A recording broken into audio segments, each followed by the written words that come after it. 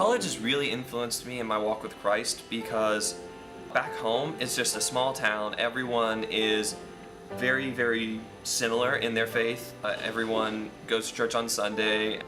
They just take the Bible for what it is. But in Columbia, there are the people who don't know Christ, there are the people who are incredibly passionate about Christ, and then there are the people just like back home.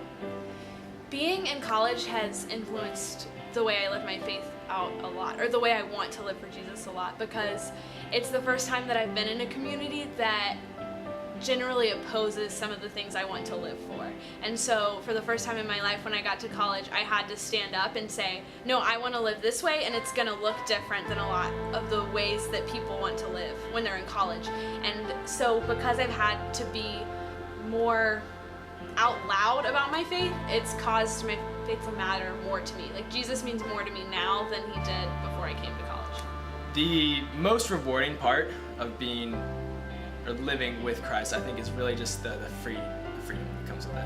Recognizing that everything we have is actually not ours but belongs to his, and in that there's so much freedom. Like, we get to let go of things that we've hold on to so much and instead embrace like what he's provided for us and what he gives to us, and there's that assurance that it's there for a reason. The most rewarding aspect has definitely been the community and just the deep relationships that I've been able to make through Christ. It's just really rewarding to have friends that are there for me and really truly want what's best for me, and are also going to tell me if I'm doing something that's not in line with what Christ wants me to do. The biggest struggle in my Christian walk is just remembering that God's feelings about me aren't based on my feelings about God. And it doesn't matter what I'm feeling because his love isn't based on that. My biggest struggle is always pride, and just knowing that God has given me certain talents and abilities, but they're not so that I can bring myself glory, they're so I can bring him glory, and just trying to find that balance of being able to express my talents and show my talents, but do it in a way that's glorifying to him and not in a way that's just going to bring myself popularity or glory. Well, my biggest turning point was definitely last semester, my first semester of college.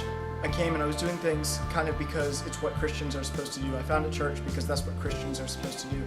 But it really came when I met other people who were living intentionally for Christ, and just realizing that it's not just that Christians are supposed to do certain things, but we are supposed to do everything for the glory of God. And through doing that, it'll be for our own good too, because God always wants what's best for us. My turning point occurred probably about a year ago when I was asked to get more involved in the church here at First Baptist.